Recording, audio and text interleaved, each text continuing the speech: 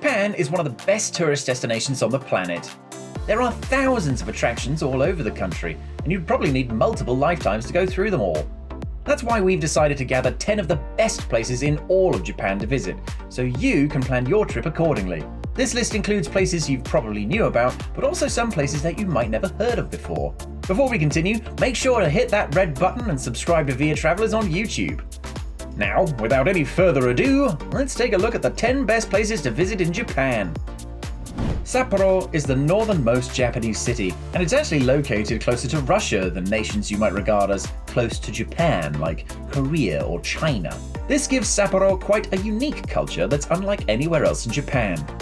Every winter, Sapporo receives more snow than any other Asian city, turning it into a winter wonderland. The annual Sapporo Snow Festival, held every winter, attracts tourists from all around the world with its showcase of impressive snow structures and sculptures. Some of the older buildings in Sapporo look more similar to European architecture than Japanese, and we honestly recommend spending time just learning more about the history behind some of these buildings. In terms of food, Sapporo might just be the global capital of ramen. Ramen is by far the most widely consumed foodstuff in the city, and you can get practically any type of ramen that you can think of in this city, aside from a few other foods and drinks that you won't be able to find anywhere else in Japan. Sapporo's beer is also considered the best in the country, and the city is home to Japan's oldest brewer, Sapporo Breweries. So, as you would expect, there are lots of bars and lively entertainment venues in every corner of the city. But perhaps the best thing about Sapporo are the parks and squares neatly lined up in a row right at the center of the city. There you'll find places to relax, eat, drink, chill with your friends, and enjoy a few performances. Osaka is Japan's second largest metropolitan area, and its third largest city overall. Although it's often overshadowed by its bigger brother Tokyo, it's still a place you can't miss when you go to Japan. A thriving port city, Osaka is centrally located in Japan, so it can be a great spot to start your Japanese journey. For most of history, Osaka has been one of Japan's most important cities, historically serving as Japan's capital. Resultingly, some of the best places to visit in Osaka are its numerous historic sites. The top attraction in Osaka is the Osaka Castle. Located right in the center of the city, the enormous Osaka Castle was built in 1583 and occupies a large area of land, while the main structure is one of the tallest historic buildings on Earth. You could probably spend an entire day in the castle alone. But aside from the historic areas, Osaka is still a great city to visit. It's by far the best city in Japan to shop for souvenirs. You'll get much better deals on traditional Japanese stuff in Osaka than you would in Tokyo, and it's pretty tough to get bored here, with the seemingly unlimited bars, clubs, and concert venues located throughout the city. On top of that, the food is absolutely incredible, and since Osaka receives fewer international tourists than Tokyo, the cuisine tends to be more authentic than Tokyo as well. You probably already knew this would be on the list, but a trip to Japan without visiting Tokyo is like eating lobster without butter. Tokyo is the world's largest metropolis. Some would even go so far as to say it feels like an entire country on its own.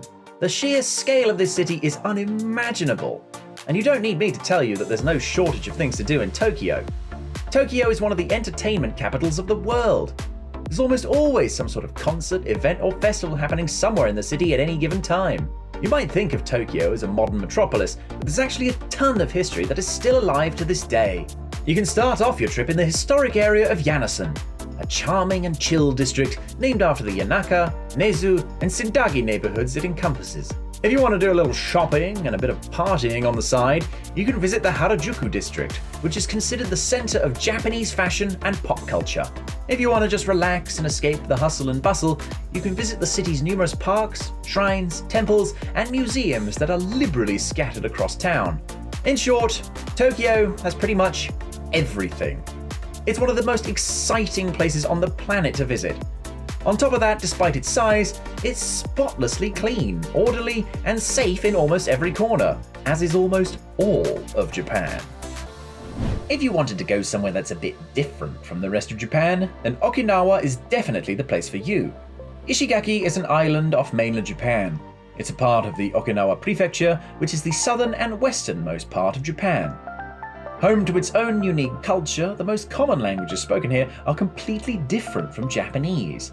Ishigaki Island is sometimes referred to as the Hawaii of Japan because of its gorgeous turquoise waters and white sandy beaches, which probably led TripAdvisor to name Ishigaki as the best travel destination in the world in 2018. Most of your time here will probably be spent exploring the island's countless beaches. But aside from the beaches, Ishigaki also has amazing cuisine, and it's by far the most unique cuisine in Japan. Fresh seafood here is second to none, anywhere on Earth. But arguably the most appealing part of Ishigaki is just how budget-friendly it is. Unlike Hawaii, the Maldives, or any other sunny islands like it, the hotels in Ishigaki are surprisingly cheap. Especially surprising when you consider Japan is one of the most expensive countries in the world. You can pretty much have all the luxury you could have only ever dreamed of for less than $100 per day.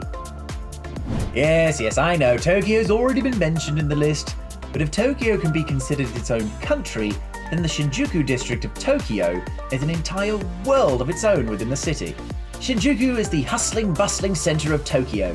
Its endless shopping districts carry every major and minor brand you can think of, from luxury brands like Gucci to fast fashion like H&M. Many of the streets in Shinjuku are extremely dense, and you'll probably rub shoulders with 1,000 different people from all around the world in any given street. Despite making up only a small part of Tokyo overall, Shinjuku feels bigger, almost as though there's no end to it. The simple reason for that is Shinjuku has so many things to do. Some of Japan's best restaurants, retailers, concert venues, bars, and countless other unique attractions are located in Shinjuku, often less than a mile away from each other. On top of that, if you've ever seen any movie set in Tokyo, it probably had a scene or two, if not the entire movie, set in Shinjuku. The district is sort of what we all thought the future would look like in the 80s and 90s.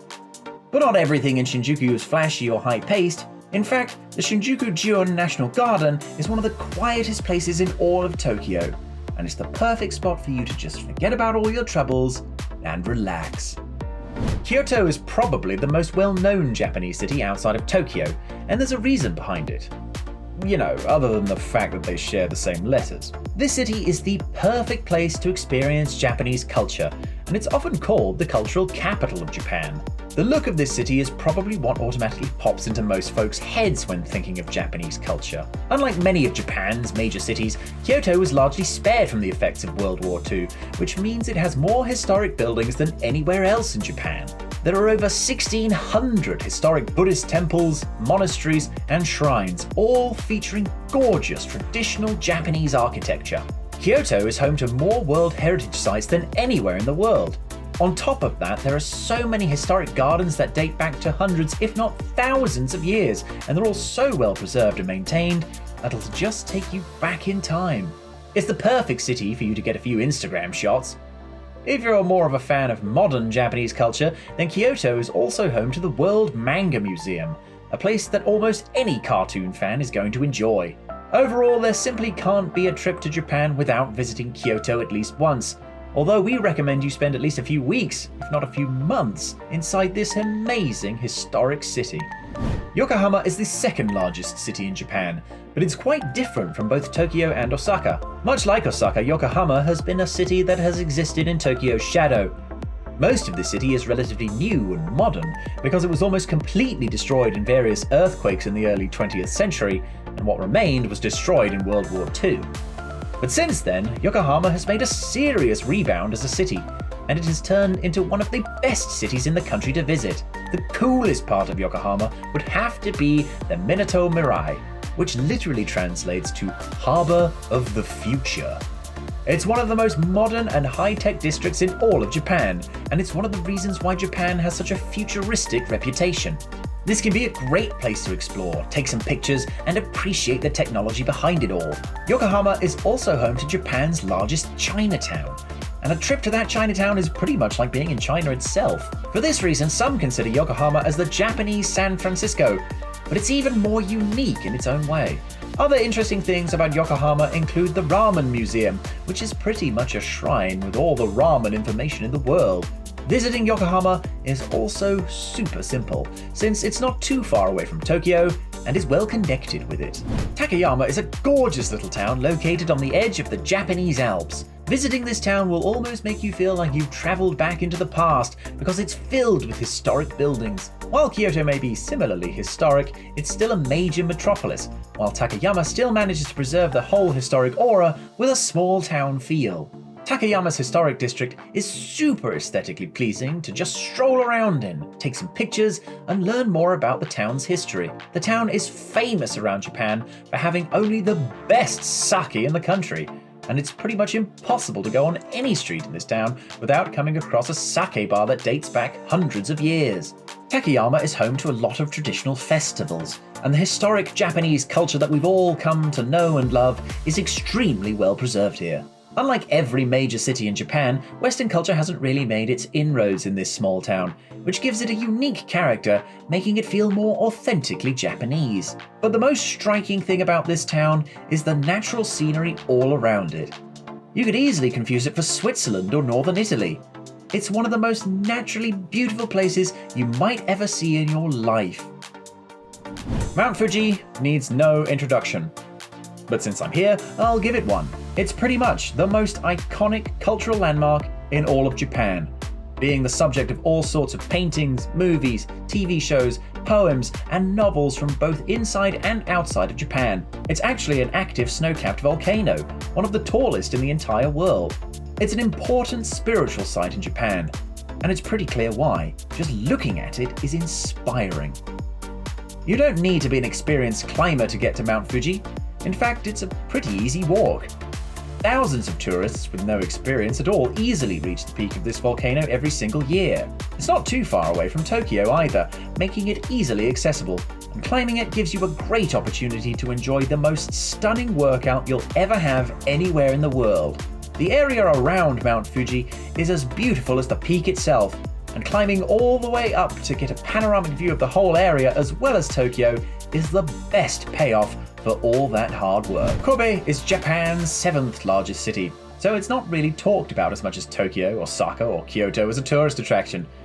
But according to many experts, it might just be the best city in all of Japan to visit, if not the single best tourist attraction, period.